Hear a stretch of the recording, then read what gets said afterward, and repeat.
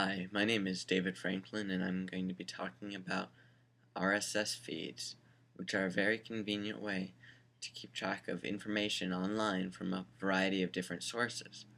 So you're probably going to be interested in this if, for instance, you read 4 or 5 sites a day and frequently. Maybe you read the New York Times and CNN.com and a couple of others. So instead of going to each site individually, we can basically combine all of the sites together in a single simplified format, and it will keep track of what you read, what's new since the last time you've been on, and you can synchronize it across your phone so you can read it on the go and other advantages. So let's take a look at how we do this. Now, there are a variety of tools to actually do this combining. In this case, we're going to be using Google Reader. There are other options available, but I'm not going to be addressing them in this video. So let's open up Google Reader. Is a web-based application, which means you do it straight from your own web browser. So it's not going to matter what operating system you're running. In this case, I'm running Mac OS X, and I'm going to be using Chrome, Google Chrome. But you can use on Microsoft. You could use on Windows. You can use any browser: Firefox, Internet Explorer, Chrome, Linux works all the same.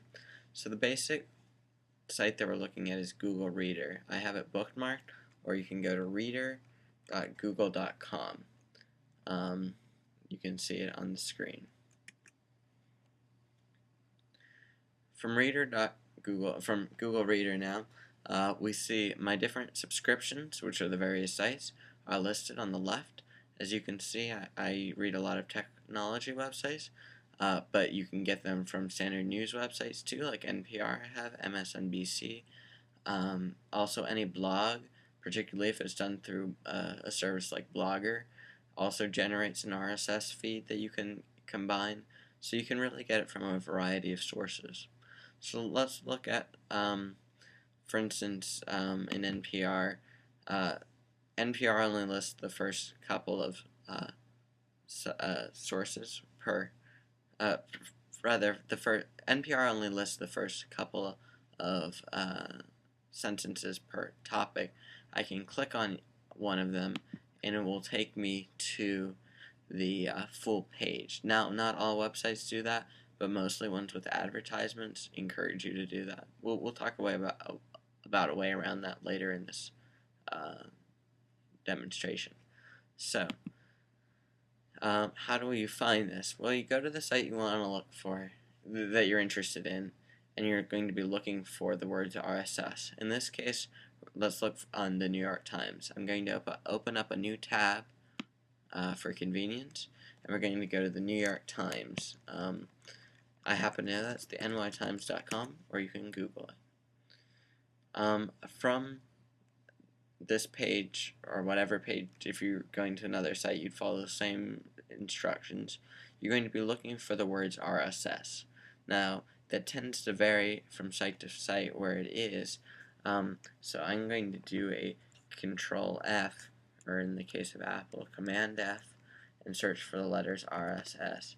In this case, is found at the bottom of the page. Now, maybe you might just look for it.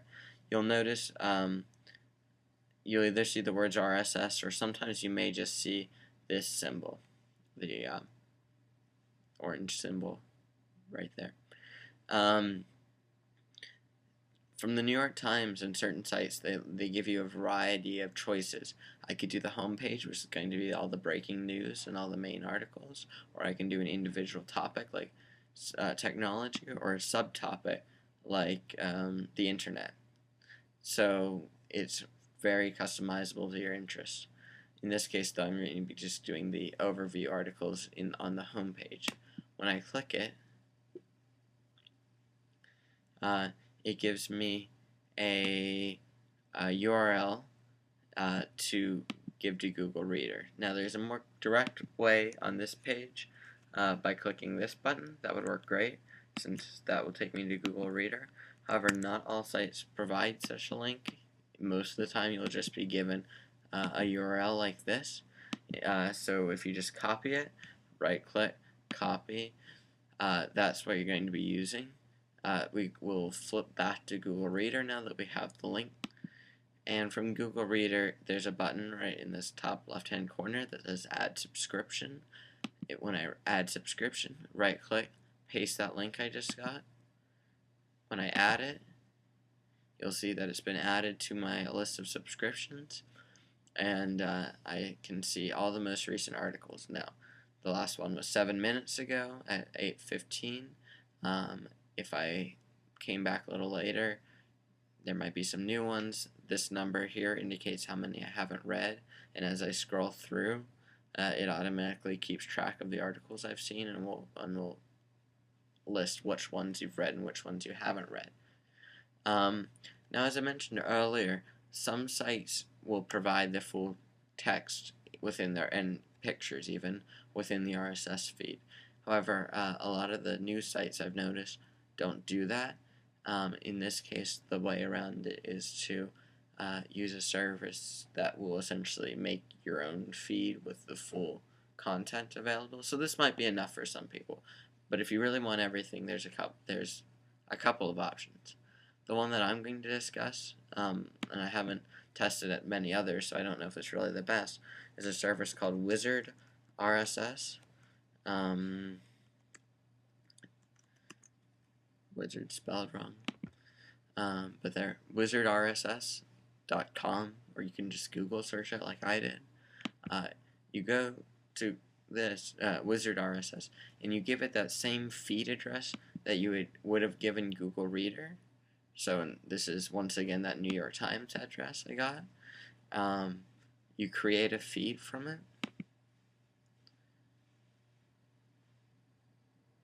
It waits a second, and then it gives you this updated feed. Now, if you ever see something like this, this is what you want. You want the URL listed in your browser.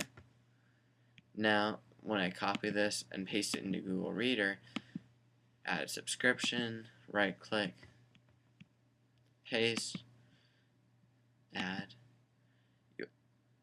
You'll see that it's very much like the previous one, except that Wizard RSS has essentially gone to the article, pulled all of the text, and given it to me so that I have the full article instead of just a snippet.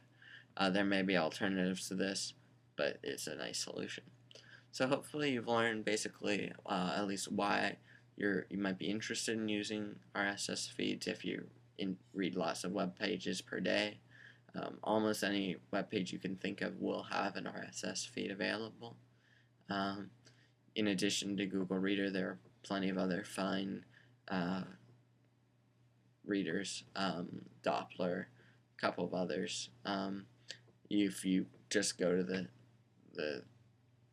online, you can find plenty of documentation to go beyond what we've covered today. I hope you found this informative. Have a great day.